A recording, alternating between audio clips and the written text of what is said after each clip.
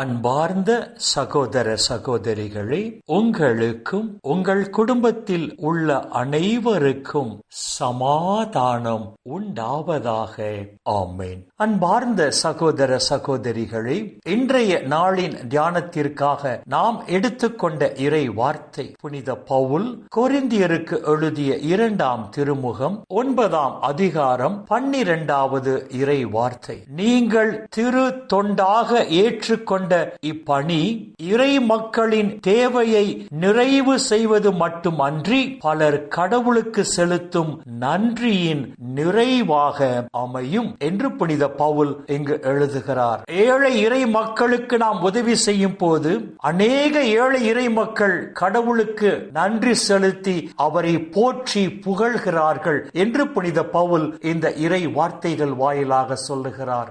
ஏழை இறை மக்களுக்கு நாம் செய்கிற இந்த அறப்பணியின் வழியாக அநேக இறை மக்கள் கடவுளுக்கு நன்றி செலுத்துகிறார்கள் என்று புனித பவுல் இங்கு குறிப்பிட்டு சொல்லுகிறார். அன்பார்ந்த சகோதர சகோதரிகளே, கடவுள் அளவுக்கு அதிகமாக நம்மை ஆசீர்வதிக்கிறார் என்று சொன்னால் அந்த ஆசீரை பிறரோடு பகிர்ந்து வாழத்தான் என்பதை புரிந்து கொண்டு நாம் வாழ வேண்டும். இந்த இறை வார்த்தைகள் 3 அழகான கருத்துக்களை நமக்கு சொல்லுகின்றன. முதலாவதாக, கடவுள் நம்மை ஆசீர்வதிக்கிறார். இரண்டாவதாக, கடவுளிடமிருந்து ஆசீரை பெற்றுக்கொண்ட நாம் பெற்றுக்கொண்ட ஆசீரை ஏழை இறை மக்களுக்கு கொடுத்து உதவி செய்கிறோம். மூன்றாவதாக, கடவுள் நம் வழியாக ஏழை இறை மக்களின் தேவைகளை சந்தித்ததால் அந்த ஏழை இறை மக்கள் கடவுளுக்கு நன்றி செலுத்தி அவரை போற்றி புகழ்கிறார்கள். இவ்வாறு ஏழை இறை மக்கள் கடவுளுக்கு நன்றி செலுத்தி அவரை போற்றி புகழ நாம் காரணமாக இருப்பதால் கடவுள் மீண்டும் நம்மை ஆசீர்வதிக்கிறார். கடவுளிடமிருந்து பெற்றுக்கொண்ட ஆசீரை நாம் மீண்டும் ஏழை இறை மக்களுக்கு கொடுத்து உதவி செய்கிறோம். அந்த ஏழை இறை மக்கள் மீண்டும் கடவுளுக்கு நன்றி செலுத்துகிறார்கள். ஏழை இறை மக்கள் கடவுளுக்கு நன்றி செலுத்த நாம் காரணமாக இருப்பதால் கடவுள் மீண்டும் நம்மை ஆசீர்வதிக்கிறார். அன்பார்ந்த சகோதர சகோதரிகளே, ஆங்கிலத்தில் இதை சைக்கிளிக்கல் ரொட்டேஷன் என்று சொல்வார்கள். நிற்காமல் சுழலும் சக்கரத்தை போன்றது இந்த ஆசீர். கடவுள் நமக்கு ஆசி வழங்குகிறார். கடவுள் நமக்கு கொடுத்த ஆசீரை நாம் ஏழை இறை மக்களுக்கு கொடுத்து உதவி செய்கிறோம். கடவுள் நம் வழியாக ஏழை இறை மக்களின் தேவைகளை சந்தித்ததால் அவர்கள் கடவுளுக்கு நன்றி செலுத்தி அவரை போற்றி புகழ்கிறார்கள். அன்பார்ந்த சகோதர சகோதரிகளே, கடவுள் நமக்கு கொடுத்த ஆசீரை ஏழை இறை மக்களுக்கு கொடுத்து நாம் உதவி செய்யும் போது 3 காரியங்கள் நடக்கின்றன. முதலாவதாக, கடவுள் நமக்கு கொடுக்கும் ஆசீர் ஒரு நாளும் தடைப்படாமல் கடவுள் நமக்கு கொடுக்கும் ஆசீர் ஒவ்வொரு நாளும் நிறைவாக நம்மை நோக்கி வந்து கொண்டிருக்கும். இரண்டாவதாக, கடவுளிடமிருந்து ஆசீரை பெற்றுக்கொண்ட நாம் அந்த ஆசீரை ஏழை இறை மக்களுக்கு கொடுத்து உதவி செய்யும் போது அந்த ஏழை இறை மக்கள் நமக்காக, நம் குடும்பத்திற்காக கடவுளை நோக்கி ஜெபிப்பார்கள்.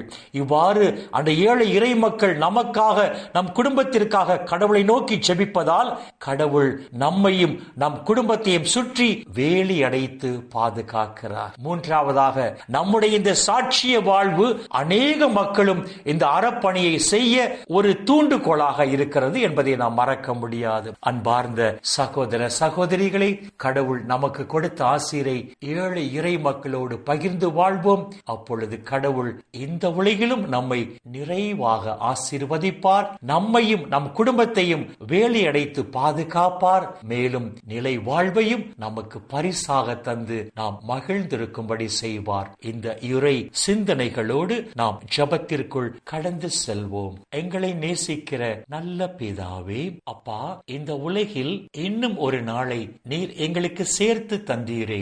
உம்முடைய கிருபைக்கு நன்றி சொல்லுகிறோம். அப்பா, இந்த நாளிலும் ஏழை இறை மக்களுக்கு நாங்கள் உதவி செய்வது எத்துணை ஆசீர் மிகுந்தது என்று சொல்லி உம்முடைய உயிருள்ள வார்த்தைகள் வாயிலாக எங்களுக்கு எடுத்துச் சொன்னீரே.